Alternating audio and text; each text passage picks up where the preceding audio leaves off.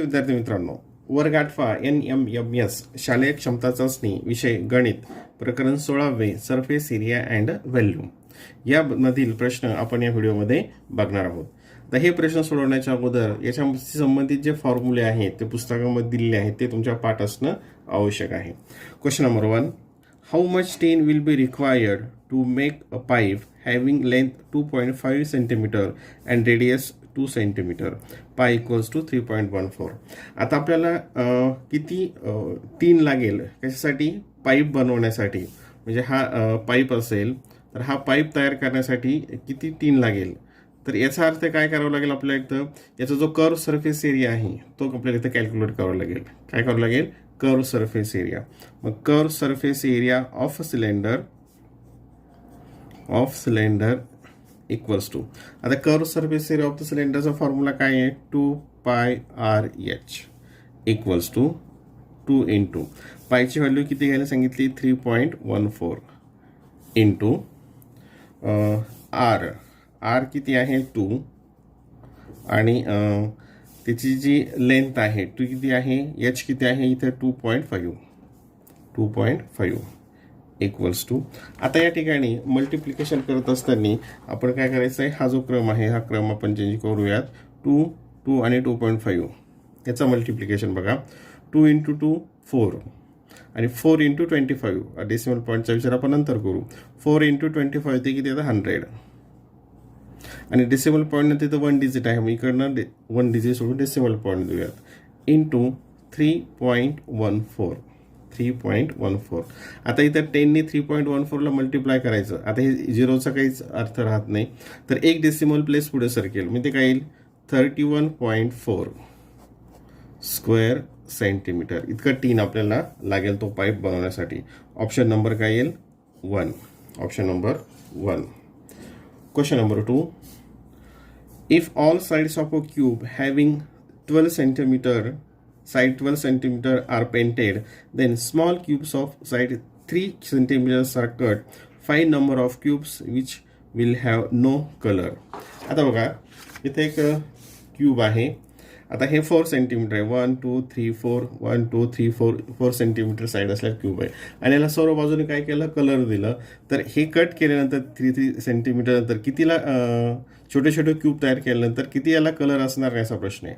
आता जेव्हा आपण सर्व बाजूनी कलर लावू तर हा जो इकडचा पार्ट असेल याला कलर लागेल. त्याचप्रमाणे हा वरचा भाग आहे याला कलर असेल, याला कलर असेल. हा जी खालची बाजू आहे याच्या बेसची त्याला कलर असेल आणि याच्या बॅक साईडचा जो भाग आहे म्हणजे याच्या अपोजिट त्यालाही कलर असेल. म्हणजे इकडचे हे जे 1 2 3 4 आणि हे किती 4 16 याला पूर्ण कलर असेल, हे येणार नाहीत.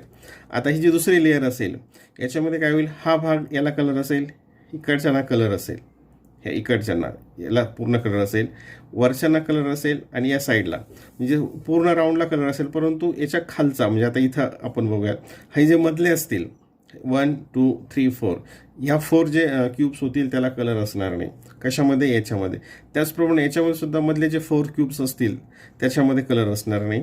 4 + 4 8 झाले आणि हे लास्टवाला जे आहे इकडचा हा लास्टवाल्याला वरून असेल आणि याच्या पलीकडल्या साईडनं सुद्धा कलर असेल. म्हणजे याचे समजा आपण कट केलं 3 सेंटीमीटरचे क्यूब तयार असतात त्याच्यापासून 1 2 3 4 सेकंड लेअरचे आणि परत थर्ड लेअरचे 1 2 3 4 टोटल 8 क्यूब्स असे असतील की त्याला कोणताही कलर लागणार नाही. म्हणजे option number 8. Option number 8. Question number 3, if number of edges of a cubical figure is 12 and number of surface of is 6 then find the number of vertex. आता हे तुम्हाला माहिती आहे हे जे क्यूब आहेत या क्यूबला व्हर्टेक्स किती असतात? आता एज दिलेले आहेत, एज 12 आहेत, फेस 6 आहेत. क्यूब व्हर्टेक्स म्हणजे काय? हे जे पॉईंट्स आहेत 1 2 3 4 5 6 7 8 पॉईंट्स आहेत. त्याचं फॉर्म्युला सुद्धा आहे पण इथे गरज नाही आपल्याला. हे पार्ट आहे आपण हे पुस्तकामध्ये पाठ केलेलं आहे. ऑप्शन नंबर 2 काय त्याचं? Option number 2. Question number 4, if circumference of a base of a cylinder is 154 centimetre and height is 12 centimetre then what will be the curve surface area. आता कर्व सरफेस एरियाचा फॉर्म्युला आपल्याला माहिती आहे बघा. Curve surface area of cylinder मी इथं वर घेतो. Curve surface area of cylinder equals to 2πRH. आता हे जे 2πR आहे हे काय? सर्कम्फरन्स आहे. किंवा फॉर्म्युला असा पण आपण लिहू शकतो, curve surface area of cylinder equals to circumference into H equals to, तर सर्कम्फरन्स 154 इंटू हाईट 12 सेंटीमीटर. सरळ सरळ याच्यामध्ये फक्त मल्टिप्लिकेशन आहे, बाकी काहीच नाही. 12 4 जा 48 कॅरी 4, 12 5 जा 60, 60 प्लस 4 64 कॅरी 6, 12 1 जा 12 plus 6 18, 1848 square centimetre. Option number 3 काय त्याचं, option number 3. Question number 5. How many blocks having 0.5 meter are required to build a pillar whose volume is 2 meter cube? आता असे प्रश्न आपण स्कूलमध्ये सोडवलेले आहेत की एक पिलर तयार करायचा आहे आणि त्या पिलरसाठी काही ब्लॉक्स लागतात, तर ते किती ब्लॉक्स लागतील. तर फॉर्म्युला काय असतो की volume of pillar equals to number of blocks into volume of a block. मग आता इकडे बघा, नंबर ऑफ ब्लॉक, आता व्हॅल्यूम इथं 2 दिलेला आहे, नंबर ऑफ ब्लॉक्स आपल्याला माहीत नाही, आणि व्हॅल्यूम ऑफ ब्लॉक, आता हा ब्लॉक कसा आहे, हा 0.5 मीटरचा, म्हणजे त्याचा काय असेल, हा क्युबिकल आहे, म्हणजे त्याचा व्हॅल्यूम काय येईल, साईड इंटू साईड किंवा एल क्यूब असं असतं. मग आता 2 इक्वल्स टू हे बॉक्स इंटू 0.5 इंटू 0.5 इंटू 0.5. मग इकडे number of blocks equals to हे 2, आणि सगळे काय होईल तर डिनॉमिनेटरला जाईल. याचं मल्टिप्लिकेशन कितीला आहे त्या ठिकाणी, इथं आपण मल्टिप्लिकेशन करू, हा येईल 0.125, इथं घेतला 0.125. आता जर डिनॉमिनेटरला डेसिमल पॉईंट असेल तर आपल्याला ते डिव्हाइड करता येत नाही, म्हणून याला काय करू, आपल्याला नंबर्समध्ये कन्वर्ट करण्यासाठी याला 1000ने मल्टिप्लाय करावं लागेल. पण फक्त डिनॉमिनेटरला 1000ने मल्टिप्लाय करून चालणार आहे, तर न्यूमरेटरला पण इथं मल्टिप्लाय करावं लागेल. मग न्यूमरेटरला मल्टिप्लाय केल्यानंतर काय येईल या ठिकाणी 2000 अपॉन, आणि हे काय असेल 125. मग आता इथं आपण कॅन्सल करूयात, हे 25ने डिवायजिबल आहे, 25 5 जा 125, हे 25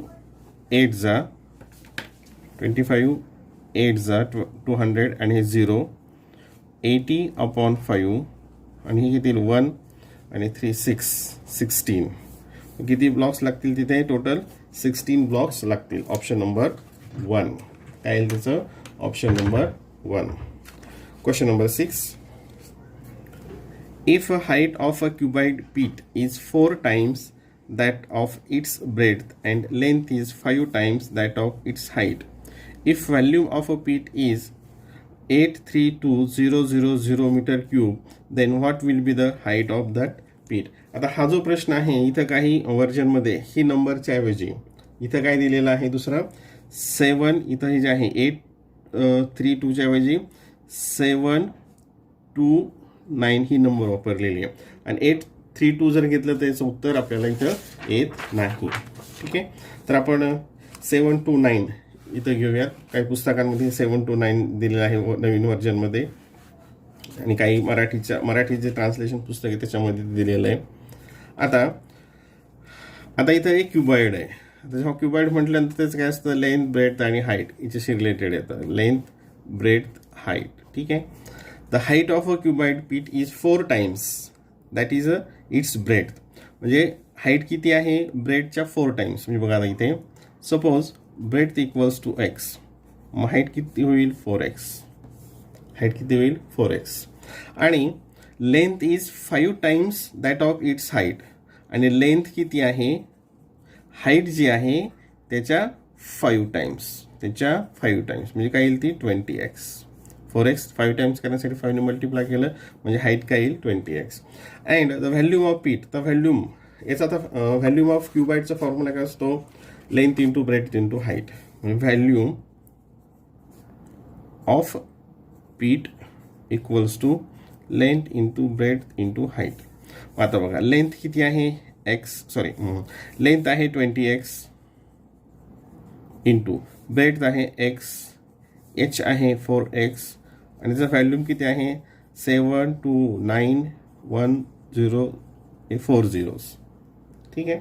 आता x into x into x हे काय होईल एक्स क्यूब आणि 20 इंटू 4 हे तसंच ठेवूयात आपण 20 इंटू 4.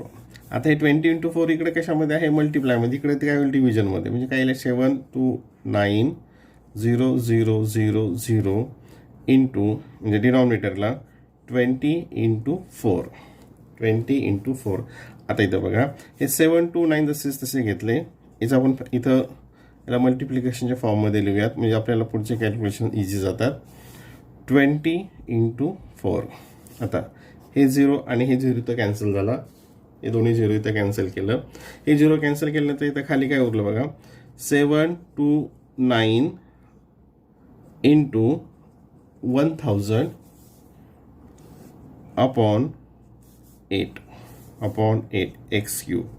आता taking the cube root of both side, मग याचं काय क्यू आता हे इथं 729चा क्यूब रूट काय आहे 9, याचा क्यूब रूट काय आहे 10 आणि याचा क्यूब रूट किती आहे 2 इक्वल्स टू ते 2 ने कॅन्सल करूया 2 1 जा 2 2 5 जा 9 5 जा 45 9 5 जा 45 म्हणजे एक्सची व्हॅल्यू आली 45. आपल्याला काय विचारलं आहे what will be the height of the पीट, हाईट विचारली आहे. हाईट किती आहे 4x म्हणजे 45 इंटू 4 4 5 जा 20 कॅरी 2 4 4 जा 16 17 18 180 metre 180 metre. Option number 1. Question number 7. If each side of cube is increased by 50%, then what percent increase in total surface area? आता हा प्रश्नही थोडासा मोठा आहे, तो अगोदर समजून घ्या की एक क्यूब आहे बघा. आता इथं हा एक क्यूब इथं घेऊयात आणि या क्यूबच्या साईडमध्ये काय केलं आपण इन्क्रीज केला, म्हणजे हा मोठी साईड घेतली, मोठी साईज काढली, हा मोठा क्यूब घेतला आणि याची जर एक्स असेल तर ही किती गेली इन्क्रीज 50%, म्हणजे एक्सचा 50% किती येतो 0 0 5 1 जा 5 5 2 जा एक्स अपॉन 2. म्हणजे आता याची जी साईड असेल ती किती होईल x plus x upon 2 equals to 2x plus x म्हणजे ही काय येईल 3x अपॉन 2. याची साईड असेल 3x अपॉन 2, याची साईड असेल x. तर काय विचारलंय the percent increase in total surface area, total surface एरियाचं किती पर्सेंटनी इन्क्रीज होईल याच्यामध्ये. आता TSA याचा करूया आपण, total surface area of a क्यूबचा फॉर्म्युला काय असतो 6 इंटू साईड स्क्वेअर म्हणजे 6 इंटू एक्स स्क्वेअर, ते काय येईल 6x स्क्वेअर. म्हणजे याचा TSA किती आला 6x स्क्वेअर. याचा TSA काय येईल मग 6 into side square equals to 6 into the side किती आहे 3x upon 2 bracket square equals to 6 into 3चा स्क्वेअर किती येतो 9x स्क्वेअरला आणि हे 2चं आलं 4, 2चं काय आलं इथं 4. आता इथे आपण कॅन्सल करूयात 2 1 जा 2 2 2 जा 4 2 3 जा 6 काय या ठिकाणी इक्वल्स टू 9 3 जा 27 एक्स स्क्वेअर अपॉन 2. आता हे 2 नीत आपण डिवाइड करू, ते येतं 2 1 जा 2 2 3 जा 0.5 एक्स स्क्वेअर. हा आला म्हणजे किती आला हा 13.5 एक्स स्क्वेअर. हा नवीन जो आपण 50% साईड वाढवल्यानंतर याचा सरफेस एरियाला इतका आणि ओरिजिनल होता तो होता 6x स्क्वेअर. मग कितीने वाढ झाली, पहिल्यांदा वाढ किती येईल, कितीने हे झालं ते कितीनं इन्क्रीज झाला तर 13.5 मायनस 6 म्हणजे 5 आणि हे किती येईल या ठिकाणी 7.5 ने तो इन्क्रीज झाला. आता हा 7.5 कशावर इन्क्रीज झाला 6 वर झाला. 6वर 7.5 इन्क्रीज झाला त्याचा TSA. तर तो 100 असेल तर किती झाला, आपल्या पर्सेंटेजमध्ये विचारलेला आहे. तर बघा इथे असे उदाहरण आपण बघितले. तर 6 असेल तर त्याच्यावर आलं 7.5. पर्सेंटेज काढायचं म्हणजे 100 असतं तर किती इन्क्रीज झालं असतं, तिथं आपण एक्स कन्सिडर केलं. इथं क्रॉस मल्टिप्लिकेशन होतं, म्हणजेच काय येईल मग ते x equals to 100 into 7.5 divided by 6 divided by 6. आता तिथं आपण हे 2ने डिवाइड केलं. 2 3 जा 250 आणि 3 1 जा 3 3 2 जा आणि 3 5 जा 15 equals to 50 into 2.5. 50 into 2.5 equals to हे 0 इथे घेतलं आणि 25 इंटू 5 125 आणि इथे डेसिमल पॉईंट. किती पर्सेंट वाढला तो, 125%. टोटल जो TSA आहे तो इन्क्रीज झाला आहे किंवा त्याची जी साईड आहे साईड 50% वाढवल्यानंतर. Question number 8. Length and breadth of a room is 15 meter and 12 meter respectively. If the sum of areas of base and ceiling of room is equals to sum of areas of 4 walls of room, then what will be the volume of the room? आता प्रश्न एकदा नीट समजून घ्या की एक room आहे आणि त्या रूमचं एक खोली आहे आणि त्या खोलीमध्ये तिची लेंथ आणि ब्रेडथ दिलेली आहे. लेंथ किती आहे 15, लेंथ आहे 15 आणि ब्रेडथ किती आहे 12, ब्रेडथ आहे 12. आणि आपल्याला काय विचारलं आहे, द व्हॅल्यूम. तर व्हॅल्यूम काढण्यासाठी आपल्याला हाईटसुद्धा माहीत असणं आवश्यक असतं. व्हॅल्यूमसाठी काय माहीत असणं आवश्यक असतं, हाईट. आता आणि एक कंडिशन दिली आहे, if the sum of areas of base and ceiling. हा बेस आणि सिलिंग याचा एरिया जो असेल तो किती आहे, इज इक्वल. हा इक्वल आहे कशाच्या, sum of areas of 4 walls of a room. याच्या 4 वॉल्स असतील, 4 वॉल्स असतील त्याचा एरिया आणि हा बेस आणि हे वरचं सिलिंग याचा एरिया काय असतो, सारखाच आहे असं म्हटलेलं आहे. मग आता पहिल्यांदा आपण काय करूयात, बेस आणि सिलिंगचा एरिया दोन्ही मिळून किती होतो ते बघूयात. आता बेस हा काय, इथं हा रेक्टँग्युलर येतो आणि हा पण, याचा मेजरमेंट आणि याचं मेजरमेंट सारखंच असतं. म्हणजे हा जो आपली खोली असेल, खोलीचा जो खालचा भाग आहे तो आणि वरचा तो भाग सारखाच असतो.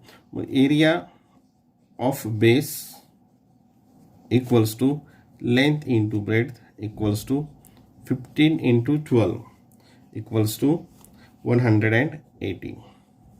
आणि मग सिलिंगचं सुद्धा किती असेल, area of ceiling, area of ceiling तो सुद्धा किती असेल 180. मग या दोघांचा मिळून किती होईल 360. बेस आणि सिलिंगचा मिळून किती एरिया होईल 360 स्क्वेअर सेंटीमीटर, स्क्वेअर मीटर. आता हा एरिया कशाचा इक्वल आहे बघा इथे परत, is equals to the sum of areas of 4 walls of a room. हे ज्या 4 वॉल्स आहेत त्याच्या एरियाच्या इक्वल आहे.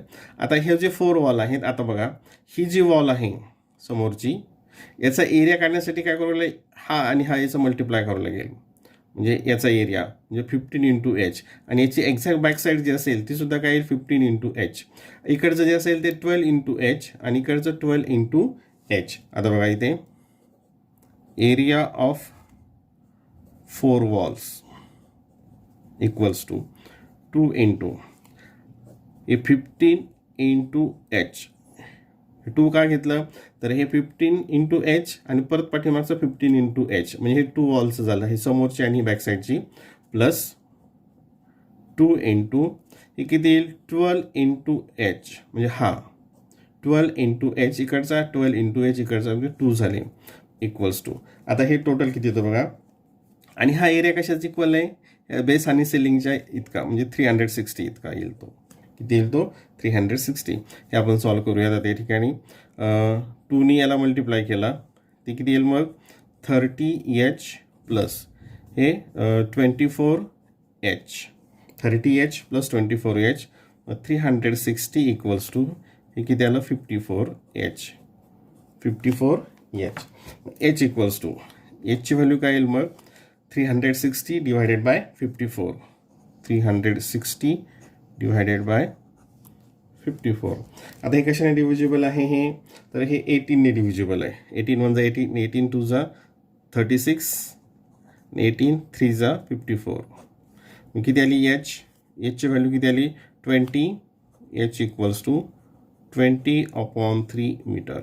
ठीक आहे, आपण असंच ठेवूयात, इथे पॉईंटमध्ये करायची गरज नाही. आता आपल्याला काय करायचं व्हॅल्यूम. आता व्हॅल्यूम जे आहे, व्हॅल्यूमचा फॉर्म्युला काय या ठिकाणी, volume of a room equals to length into breadth into height LBH equals to. आता याची लेंथ आहे 15, ब्रेथ आहे 12 आणि हाईट किती आली 20/3. हाईट किती आली 20/3. आता इथं बघा 3 1 3, इथे 3 4 12, किती आलं इथं पुढे equals to 60 × 20. 60 × 20 equals to 0062 12. 1200 cubic metre. 1200 cubic metre. Option number 3. आता इथे मीटर आहे पण हे सगळं सेंटीमीटरमध्ये दिलं, पण ते मीटरमध्ये असेल. Option number 3. Question number 9. A cubical tank has a base area is 7.225 meter square and height is 4 meter. What will be the capacity of tank? That is how many liter of water can be hold.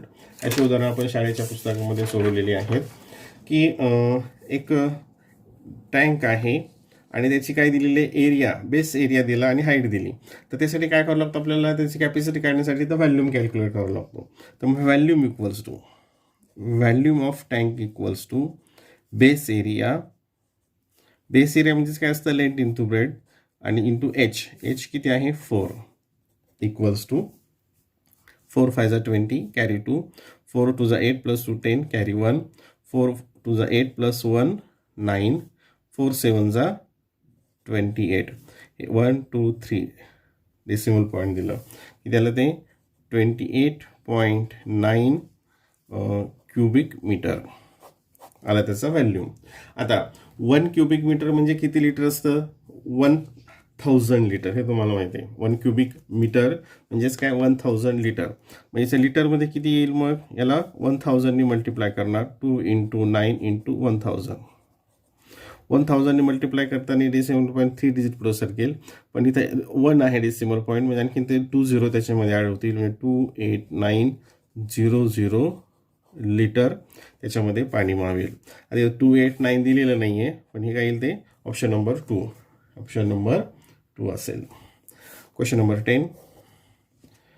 Radius and height of a cylindrical container is 7 cm and 13 cm respectively. Container has a lid from both sides. Container is to be painted from outer and inner side. Find the expenditure to paint the container at the rate of 50 पैसे per square meter. म्हणजे आता हे container आहे एक आणि ते कसं आहे, ते सिलेंड्रिकल आहे. सिलेंड्रिकल कंटेनर बघा इथे हे असं असेल आणि याचं काय दिलेलं आहे, द रेडियस किती आहे 7 आणि हाईट किती आहे 13. आणि त्याला काय करायचं आहे, त्याला झाकणसुद्धा आहेत, लीड म्हणजे झाकणंसुद्धा आहेत आणि त्याला कलर करायचं आहे. आणि कलर करायचा म्हणजे काय करावं लागेल, आपल्याचा टोटल सरफेस एरिया काढला लागेल. आणि curve surface area plus base आणि हे दोन्ही साईडचा आपल्याला तिथं पण कलर द्यायचा आहे. त्याचा काय करावं लागेल, मग टोटल सरफेस एरिया काढावं लागेल आणि बाहेरचा आणि आतून दोन्हीकडून कलर द्यायचा. म्हणजे टोटल सरफेस एरिया जो असेल त्याला 2ने मल्टिप्लाय करायचं आणि टोटल व्हॅल्यू काढण्यासाठी त्याचा रेट जो आहे पर स्क्वेअर मीटरचा कलरचा 50 पैसे त्यांनी त्याला मल्टिप्लिकेशन करायचं. ठीक आहे, तर आपण अगोदर काय करूया, त्याचा टोटल सरफेस एरिया करूयात. Sorry, total surface area of cylinder equals to 2πr in bracket h plus r equals to 2 × 22/7 into Archi value किती आहे 7 इन ब्रॅकेट एच आहे 13 प्लस आर आहे 7. हे 7 इथे कॅन्सल केले इक्वल्स टू हे किती आलं 44 × 13 + 7 आलं 20 इक्वल्स टू 088. हे काय आलं इथं सेंटीमीटर स्क्वेअर. हा आला त्याचा टोटल सरफेस एरिया. आणि आपल्याला काय करायचं, आतून आणि बाहेरून कलर द्यायचा. म्हणजे टोटल कलर ज्याला द्यायचा आहे तो एरिया किती असेल मग याच्या डबल, याच्या काय असेल तो डबल असेल. तो 0 2 8 16 16 प्लस 1 17 पण 1760 सेंटीमीटर स्क्वेअर एरियाला आपल्याला काय करायचं आहे कलर द्यायचा आहे. आणि कलरचा रेट किती आहे 0 म्हणजे 50 पैसे. काय आहे 50 पैसे. मग आता cost equals to area into rate, area into rate equals to 0 0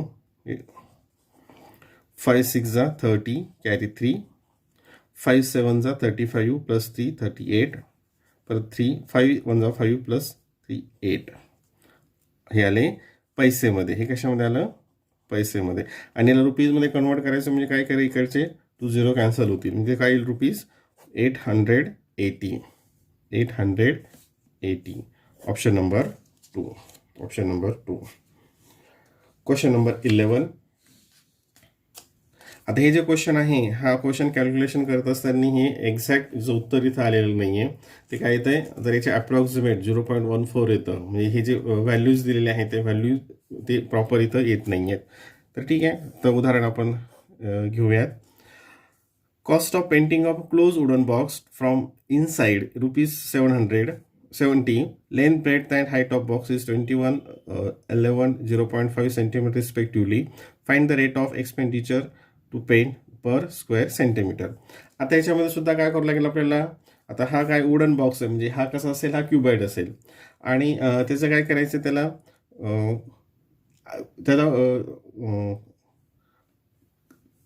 surface area आपल्याला कॅल्क्युलेट करावं लागेल. काय करावं लागेल त्याचं एरिया सरफेस एरिया आपल्याला कॅल्क्युलेट करावं लागेल आणि जो सरफेस एरिया येईल इंटू त्याचा रेट इक्वल्स टू 770 कारण ते टोटल कॉस्ट येते. मग आता TSA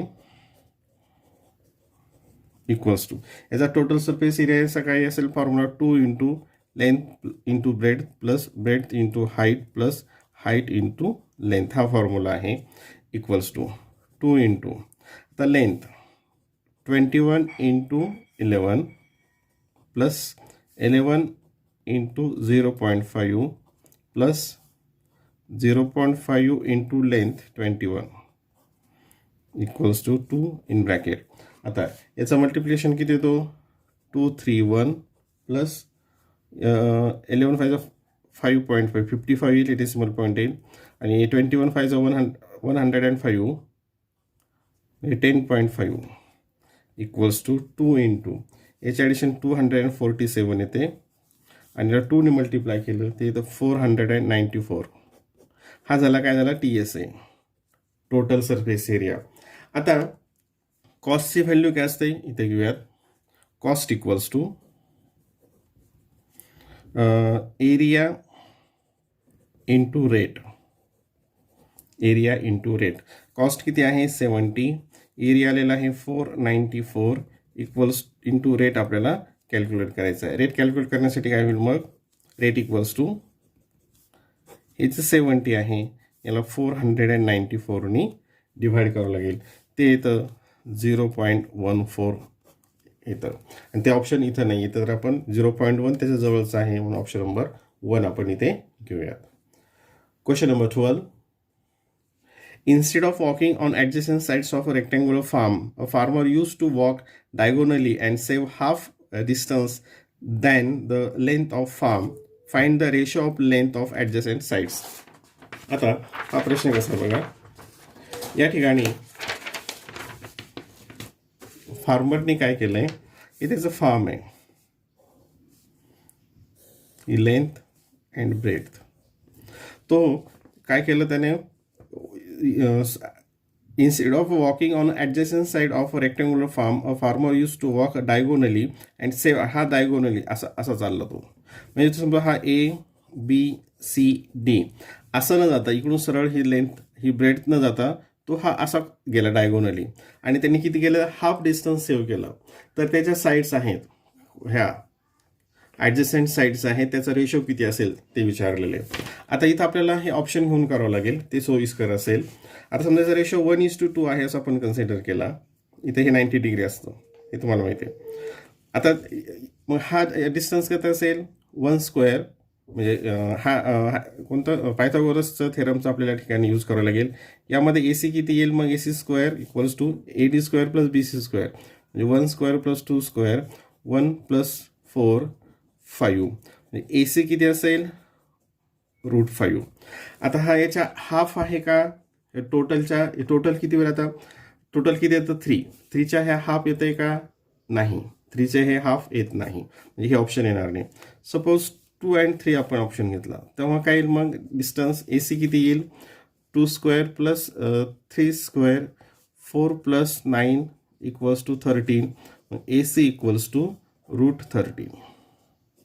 आता हे डिस्टन्स किती होईल, असं जर इकडनं गेला असतं तो डिस्टन्स किती आलं असतं त्याचं 5 आलं असतं 5, आणि इकडनं गेला तो किती आला √13, म्हणजे त्याचे हाफ आहे का, हे हाफ त्याचं कमी झालं का, किती सेव्ह झालं म्हटलेलं आहे half distance than the length of farm, जे हाफ आलं, म्हणजे हे पण येत नाही. 1:4 हे पण येणार नाही कारण हे पायथागोरसचे ट्रिपलेट जे आहे त्याच्याशी रिलेटेड नाही. आता ऑप्शन नंबर 4 बघूयात. मग हे 3 आहे आणि हे 3 आहे आणि 4 आहे, 3 and 4. तर AC किती येईल मग बघा, AC square equals to 3 square plus 4 square equals to 9 plus 16 equals to 25. मग AC किती असेल 25, √5 येतं, याचं स्क्वेअर रूट 5, म्हणजे हे 5 असेल. आता बघा इथे, आता हा आल्यामुळे इकडं त्याचं 5 युनिट त्याला डिस्टन्स चालवावं लागलं. इकडं आला असतं किती असतं तर 7 चालवावं लागलं असतं. किती चालवावं लागलं असतं 7, आणि कितीचा डिफरन्स झाला मग त्याचं किती वाचले 7 - 5, म्हणजे 2 युनिट डिस्टन्स त्याचं वाचलं.